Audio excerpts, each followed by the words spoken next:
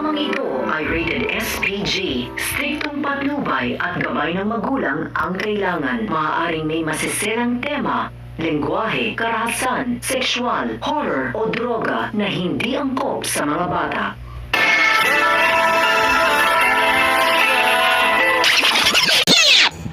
Ang mga dapat nating abangan sa FPJ's Batang Quiapo. Tuluyan na ngang magpapaka-practical itong si Mokang dahil tatanggapin na nito ang alok na kasal ni Ramon matapos siyang tawagan ni Ramon at muling tinanong ang tungkol sa kanyang proposal na kasal. Habang si Tanggol naman ay nagkamalay na at dito muling magiging emosyonal si Natinding at Tess dahil sa nangyari kay Tanggol. Mapapansin sa mag-ina ang labis-labis na pag-aalala dahil alam nilang sa oras na mailipat si Tanggol sa city jail ay baka doon na siya makulong ng habang buhay.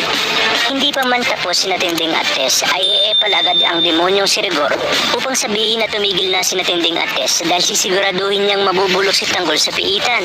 Sasalubungin naman si Tanggol kasama si Rigor ng napakaraming press at itatanong kay Rigor kung tama ba umanong anak niya mismo ang nahuli nila.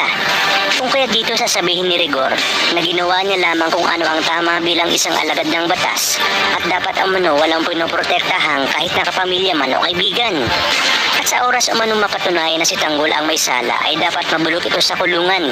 Habang si Mokang naman ay hindi mapigilang maiyak mula sa malayo dahil sa sinapit ni Tanggol. Hindi pa rin lubos maisip ni Tanggol na nagawa ito sa kanya ng kanyang tatay Rigor. At kung ano ba ang ayaw nito sa kanya dahil ramdam nga ni Tanggol na simula pa lang pagkabata ay talagang mainit na ang dugo nito sa kanya. Mapapanood din na Roy at Angkong ang balita tungkol sa pagkakabaril ng isang Rigor de Magiba sa anak nitong si Tanggol. Kung kaya't agad nila itong itatawag kay Ramon. Dito makukumpirma ni Ramon na anak niya ang kinantin ni Rigor dahil kamukhang kamukha niya nga ito.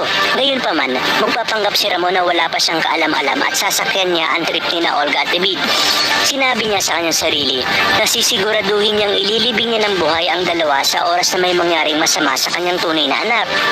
Agad niyang tatawagan si General Ribas upang humingi ng tulong upang maitakas nga ang kanyang tunay na anak na si Tanggol.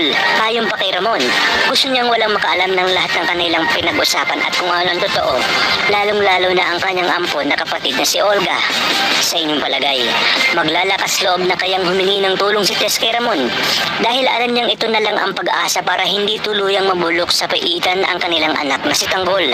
At dito niya na nga kaya isisiwalat ang buong katotohanan kay Ramon kung kaya't malalaman niya rin ang kalokohang ginagawa ng kanyang magaling na anak na si David. Kaya naman mga kapamilya, kapit lang dahil marami pa tayong dapat abangan dito lang sa pambansang teleserye ng Sambayanan, ang FPJ's Batang Quiapo.